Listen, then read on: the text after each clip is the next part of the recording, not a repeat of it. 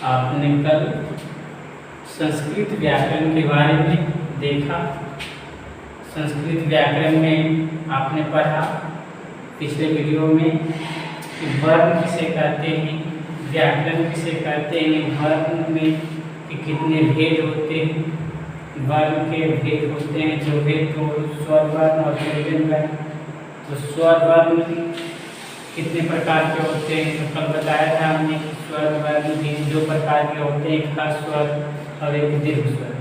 उसमें आपको संख्या बताए थे कि ह्रस्व स्वर कितने होते हैं और दीर्घ स्वर कितने होंगे। बच्चों याद है आपको तो कमेंट करेंगे, है ना। अगला है हम बताएंगे आज व्यंजन वर्ण। व्यंजन वर्ण के बारे में डिटेल से चर्चा करेंगे ताकि आपको आने वाला अगला चैप्टर जो होगा संधि, और संधि में हमेशा वर्णों को, क्योंकि जानते हो कि संधि जो है वर्णों का मिल होता है, इसलिए हमें बेसिक रूप से इसे जानना बहुत जरूरी है। और कल मैंने पूछा था उसके बारे में बताएंगे कि अनुस्वार और विसर्ग क्या है। आज मैं इस वीडियो में बताएंगे, है ना। तो संस्कृत व्याकरण चल रहा है,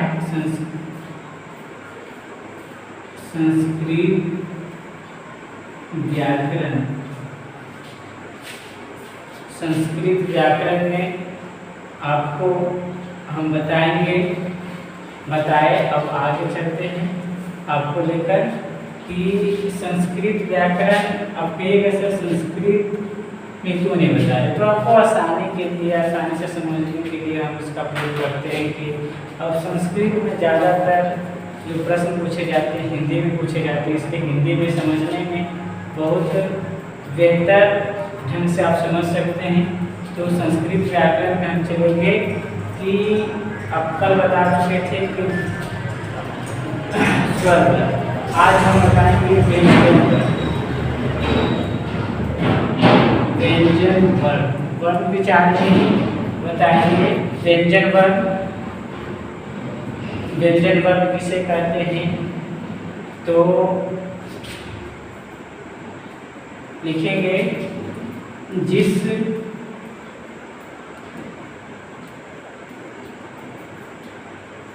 वर्ण के उच्चारण में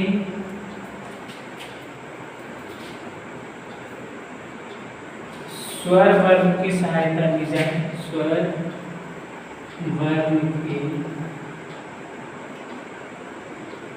सहायता ली जाए उसे व्यंजन वर्ण, तो उसे क्या कहते हैं, व्यंजन वर्ण। तो आप ये देखें कि व्यंजन वर्ण, सबसे पहले व्यंजन वर्ण जानेंगे कि व्यंजन वर्ण होता है क्या है। तो व्यंजन वर्ण जिस वर्ण के उच्चारण में स्वर वर्ण की सहायता से होता है, तो जो वर्ण स्वर की सहायता से बोला जाता है उसे क्या कहते हैं, व्यंजन वर्ण कहते हैं। तो व्यंजन वर्ण जान गए। व्यंजन वर्ण के दो भेद होते हैं, व्यंजन वर्ण के तीन भेद होते हैं। व्यंजन वर्ण के तीन भेद होते हैं। तीन भेद कौन कौन होते हैं देखिएगा। पहला होता है स्पर्श वर्ण, या स्पर्श व्यंजन कर सकते हैं। दूसरा होता है अंतःस्थस्थ, और तीसरा होता है उष्म। तो ये तीन भेद हैं। ऐसे तो और भी हैं संयुक्त व्यंजन, लेकिन वो व्यंजन तो हैं लेकिन व्यंजन के भेद नहीं है, क्योंकि वो दो व्यंजन मिलाकर बनाए जाते हैं संयुक्त व्यंजन। और जो आप जानते हैं तो संयुक्त व्यंजन आप कमेंट सेक्शन में लिखकर भेजें कि संयुक्त व्यंजन कौन कौन है। स्पर्श व्यंजन के बारे में बता दी, परिभाषा तो इसका बहुत बड़ा होता है, तो सिर्फ समझेंगे कि स्पर्श व्यंजन किसे कहते हैं। तो स्पर्श व्यंजन हम कहते हैं, ध्यान से सुनिएगा, कवर्ग, चवर्ग, टवर्ग, तवर्ग, पवर्ग। ये सब जो है स्पर्श व्यंजन है। या कह सकते हैं या क से म तक, क से म तक को क्या कहते हैं? स्पर्श व्यंजन। क्या कहते हैं? स्पर्श। क से म तक, क से म तक को क्या कहते हैं? स्पर्श व्यंजन कहते हैं। क से म तक। तो इसकी संख्या कितना हो गया? आप तो समझ गए होंगे, 5, 5, 10, 15, 20, 25। क से म तक कितना होती है? तो 25। इसकी संख्या कितना हो गया? 25। अब आते हैं अंतस्थ व्यंजन। अंतस्थ व्यंजन कौन कौन होता है?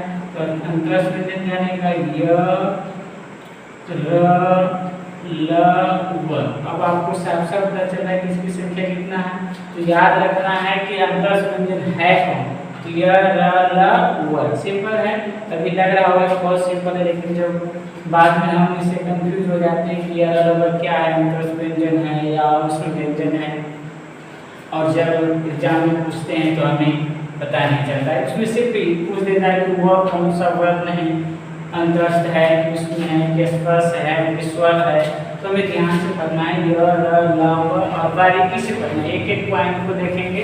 य, र, ल, व जो है कौन सा वर्ण है? तो अंतस्थ वर्ण है, और अंतस्थ वर्ण होने के कारण इसकी संख्या कितना है? 4 है। तो आप जान गए कि संख्या भी जान जाइएगा कि स्पर्श वर्ण की संख्या 4, अंतस्थ वर्ण की संख्या 4, और उष्ण वर्ण जो होता है तालव्य स, मूर्धन्य स, दंत स और ह। तालव्य स, मूर्धन्य स, दंत स और ह, इसकी संख्या भी कितना है? तो 4। इसकी संख्या भी कितना है? 4। तो आप समझ गए कि तो अगर जो आपसे पूछेगा कि पूरा व्यंजन कितना, तो आप खुद बता सकते हैं कि पूरा व्यंजन कितना है। तो 25, 4, 29, 29, 4, 33। तो आपसे जब भी पूछे कि व्यंजन वर्ग की संख्या कितना है तो 33 बताना है। बहुत सारे 33, 4 और जो देते हैं वो ये भी समझते हैं कि व्यंजन वर्ग ही छ, त्र, ज्ञ और स्र को व्यंजन वर्ग समझ लेते हैं, लेकिन ये व्यंजन वर्ग नहीं है। इसे संयुक्त व्यंजन के रूप में माना गया, और संयुक्त का मतलब होता है संयुक्त व्यंजन। संयुक्त व्यंजन, तो संयुक्त का मतलब होता है 2 व्यंजन मिल करके ये बना हुआ व्यंजन है, इसीलिए इसको हम नाम देते हैं संयुक्त व्यंजन। अब संयुक्त व्यंजन होने के कारण जिसका भेद तो नहीं हो सकता ना, तो एक अन्य व्यंजन है संयुक्त व्यंजन। देखिए छ, त्र, ज्ञ, इसकी भी संख्या कितना हो गया? तो आपसे ये भी पूछ सकता है कि संयुक्त व्यंजन कौन कौन है। तो छ, त्र, ज्ञ, स्र संयुक्त व्यंजन है। अगर आपसे पूछे कि व्यंजन वर्ण के कितने भेद, तो हमें 3 ही बताना है। पहला स्पर्श व्यंजन, दूसरा बताना है अंतस्थ व्यंजन, और तीसरा बताना है उष्ण व्यंजन। और इस तरह से अब हम चलेंगे छात्र। और अगला कल का क्वेश्चन हम बता देते हैं कि आप सब में मालूम होगा, तो बता देते हैं कि अनुस्वार और विसर्ग है ना। अनुस्वार और विसर्ग, अनुस्वार और विसर्ग को क्या कहते हैं? तो क्या कहते हैं इसको? तो अयोग हुआ। क्या कहते हैं इसको? अयोग हुआ। कल बता रहे थे आप सब कि स्वर वर्ण है, नहीं स्वर वर्ण नहीं है, अयोग वाह, एक अयोग वाह है ये। अनुस्वार और विसर्ग को याद रखिएगा, अयोग वाह है ना। तो छ, त्र, ज्ञ, स्र, फिर से हम दोहरा देते हैं ऊपर से कि व्यंजन वर्ण जो स्वर की सहायता से बोला जाता है उसे व्यंजन वर्ण कहते हैं। व्यंजन वर्ण की संख्या 33 होती है, और 33 में व्यंजन वर्ण को 3 भागों में बांटा गया है, स्पर्श, अंतस्थ और उष्ण। स्पर्श वर्ण की संख्या 25 होती है। क से म तक कर सकते हैं, कवर्ग, चवर्ग, टवर्ग, तवर्ग या पवर्ग। तो क्या कहते हैं? स्पर्श व्यंजन कहते हैं। फिर कर सकते हैं अंतस्थ व्यंजन, अंतस्थ व्यंजन य, र, ल, व, तो क्या कहते हैं? अंतस्थ व्यंजन। फिर है आप कर सकते हैं उष्ण व्यंजन। उष्ण व्यंजन कौन कौन होते हैं? तो तालव्य स, मूर्धन्य स, दंत स, ह को क्या कहते हैं? उष्ण व्यंजन। और छ, त्र, ज्ञ और को क्या करते हैं? संयुक्त व्यंजन। इसकी भी संख्या कितना है? 4 है। अनुस्वार और विसर्ग को क्या कहते हैं? अयोग वाह है ना। इसे रोक करके स्क्रीनशॉट ले लें। आगे बढ़ते हैं।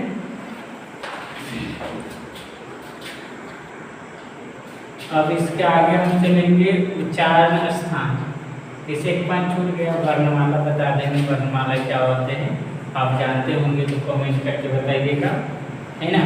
हम लिख देते हैं कि वर्णमाला। चलिए इसके बाद उच्चारण स्थान बताएंगे वर्णमाला। वर्णमाला किसे कहते हैं, ठीक है। तो वर्णों के क्रमबद्ध समय क्या कहते हैं, वर्णों के क्रमबद्ध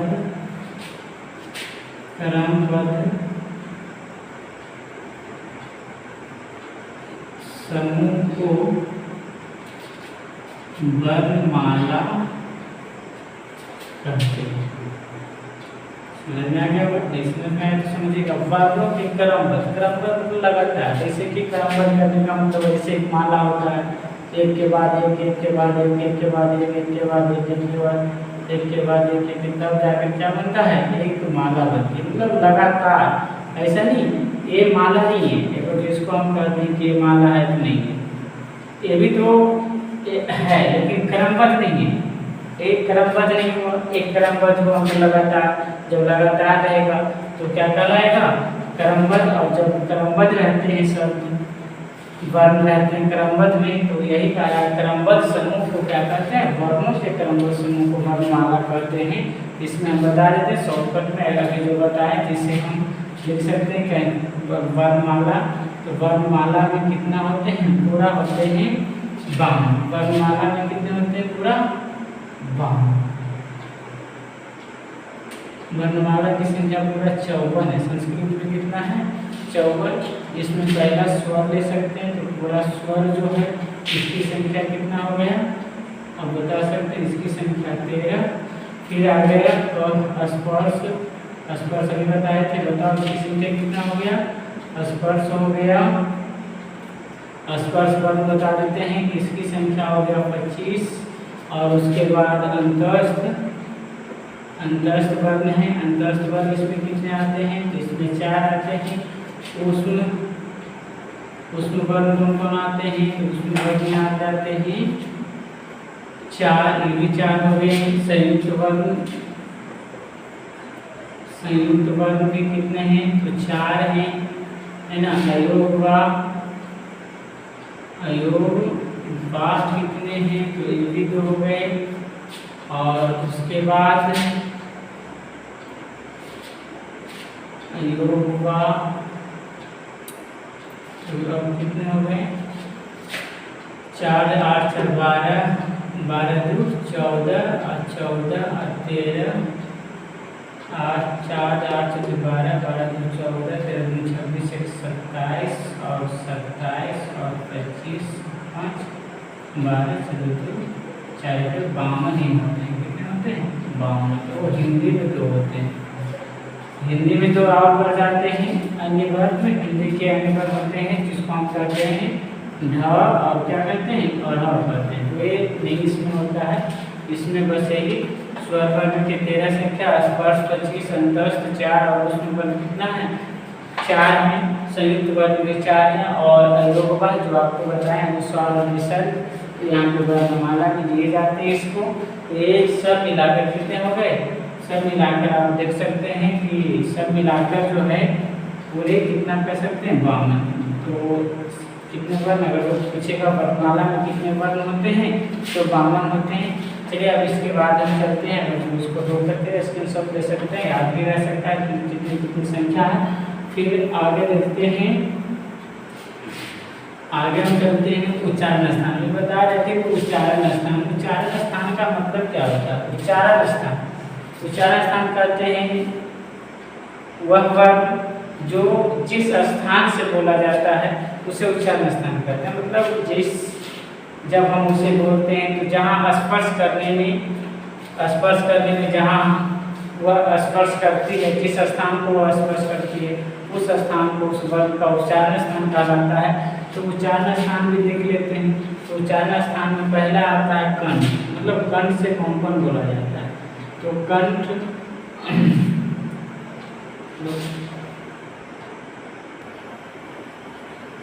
चलो अब देखते हैं उच्चारण स्थान। उच्चारण स्थान अभी बताया कि जिस वर्ण का उच्चारण जिस स्थान से होता है उसे उच्चारण स्थान कहते हैं। अब हम सूत्र के माध्यम से, कभी आपने नहीं सीखा होगा सूत्र के माध्यम से, तो सूत्र के माध्यम से आपको हम बताएंगे कि कि क्या होता है उच्चारण स्थान कैसे हम आसानी भाषा एक बार आप देखिए इस वीडियो को और आराम से याद कर लीजिए, है ना, इसमें कोई भारी नहीं है। साथ साथ आपको विसर्जन ज्ञान, जैसे कि पहला सूत्र है आपको यहाँ पे कि पहला सूत्र है आप देखेंगे कि अकुह विसर्जन ज्ञानाम कंठ, अकुह विसर्जन ज्ञान पढ़ने के लिए अकुह विसर्जन ज्ञानाम कंठा, है ना।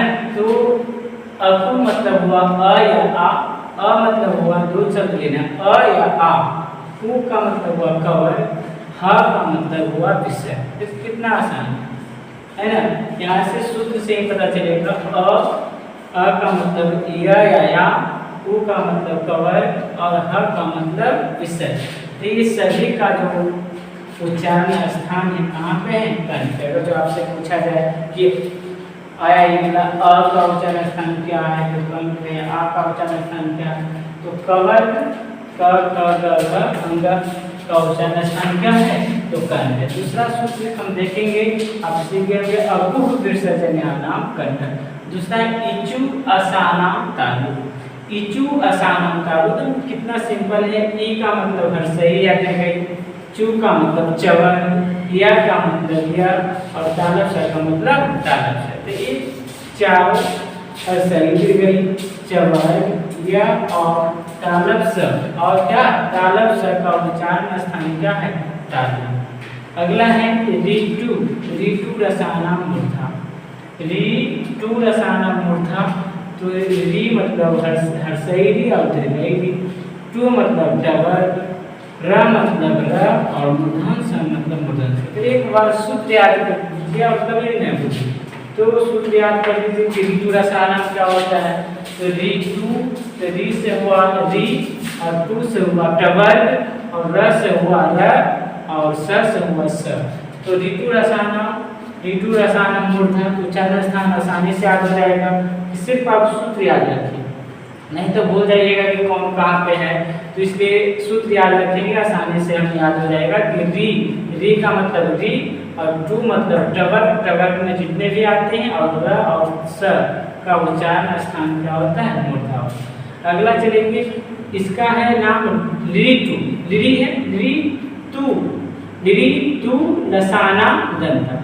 तो लिरी मतलब लिरी हुआ, और तू मतलब तवर, तू का मतलब है तवर से मतलब है, और ल का मतलब ल होता है, और स का मतलब स होता है। तो इसका उच्चारण स्थान आसानी से आपका याद रखिए कि ली तू लसाना दंता। मतलब ली का ल ली हो गया, और तू का मतलब हुआ तवर, और ल का मतलब ल, और स का मतलब स। इस सभी का जो उच्चारण स्थान क्या होगा, तो दंत होगा। तो याद रखना है, सिर्फ सूत्र याद रखना है कि ऋतु रसानाम दंत। फिर अगला सूत्र चलेंगे उपपदमान्यानाम पुष्टि। उ मतलब उ हो गया, प मतलब पवर हो गया। उ मतलब उ, हर्षव दीर्घ, प मतलब पवर। तो हर्षव दीर्घ और पवर, पवर का उच्चारण स्थान क्या होता है, पोस्ट होता है। ऐसे इसको तो आसान से याद कर सकते हैं। प जब बोलते हैं तो होठ क्या होता है, स्पर्श करता है, तो इसको हम क्या करें, लेकिन ओष्ठ को वह बोलने में भी स्पर्श करता है, लेकिन वह का उच्चारण स्थान ओष्ठ नहीं होता है। तो ध्यान देंगे। अगला उपपदमान्यानाम, उ का मतलब हर्षव या दीर्घ, उ मतलब होता है पवर। तो इस का उच्चारण स्थान क्या हो गया, ओष्ठ। तीसरा है यमक ननानाम। देखिए पढ़ने नहीं आएगा तो ध्यान से पढ़ेगा। यमक ननानाम नासिका, यमक ननानाम नासिका च, इय म अंग, यहाँ पे देखो सब इय म अंग न, ये पांचों का उच्चारण पंचमाक्षर है, इसको हम कह सकते हैं पंचमाक्षर। पंचमाक्षर कह सकते हैं। पंचमाक्षर का जो उच्चारण है नाक से बोला जाता है, नाक के द्वारा नाक का प्रयोग करते हैं तो बोला जाता है। तो आगे चलते हैं।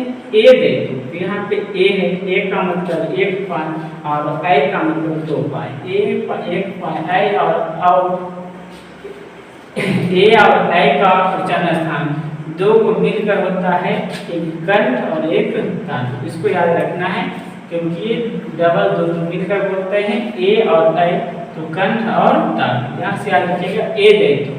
फिर चलेंगे ओ देखो, तो ओ और औ। ओ का मतलब ओ और औ का मतलब दो को ऊपर पाए और एक नीचे पाए, जिसको कहते हैं औ।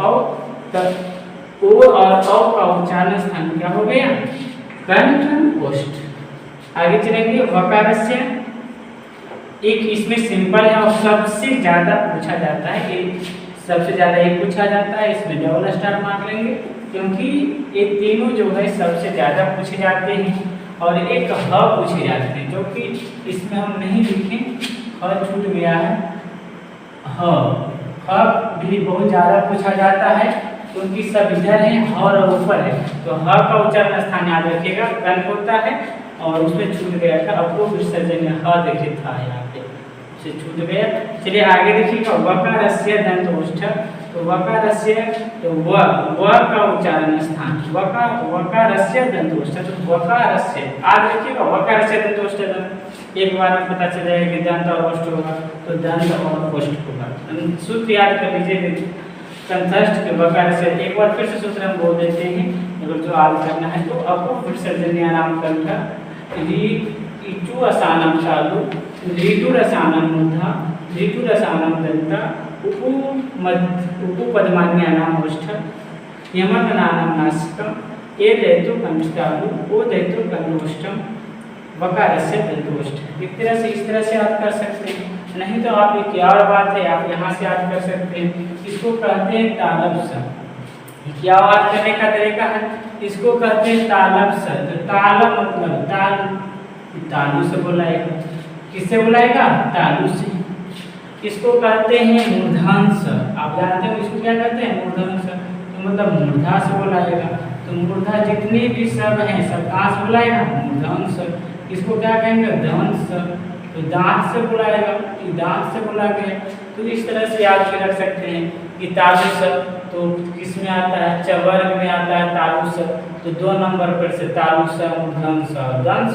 इधर भी देखिए इधर भी लगातार है तालब स मूर्धन्स दंश, और इधर भी लगातार है और इधर भी लगातार है चवर्ग टवर्ग तवर्ग। उसके बाद इधर भी है हर्षई दीर्घई। ऊ नहीं, ऊ यहाँ पे ध्यान देना है कि ऊ है, इसका मतलब इसके बाद ऊ नहीं देना है। ऊ री है, उसके बाद डी है, तो ऊ हटा देना है क्योंकि ऊ जो है ओठ से बोला जाता है। तो थोड़ा सा ही अंतर है, बस थोड़ा सा ध्यान देकर याद कर लीजिए। तालु स तालु मूर्धन स मूर्धा दंश दान। अगर सूत्र क्या याद कर लेते तो और अच्छा से याद हो जाएगा। ठीक है, आज की क्लास इतना तक थी। फिर अगले क्लास में हम लेके आएंगे आप लोगों के लिए संधि। तो जो पिछले वीडियो है उसे जरूर देखें। अगर जो आप वीडियो को देखते हैं तो फिर वर्ग के बारे में आपको ज्ञान हो जाएगा। जब वर्ग के बारे में ज्ञान होगा तो हम संधि चलेंगे। अगर जो आप वीडियो अच्छा लगे तो लाइक और सब्सक्राइब करें। जय हिंद, धन्यवाद।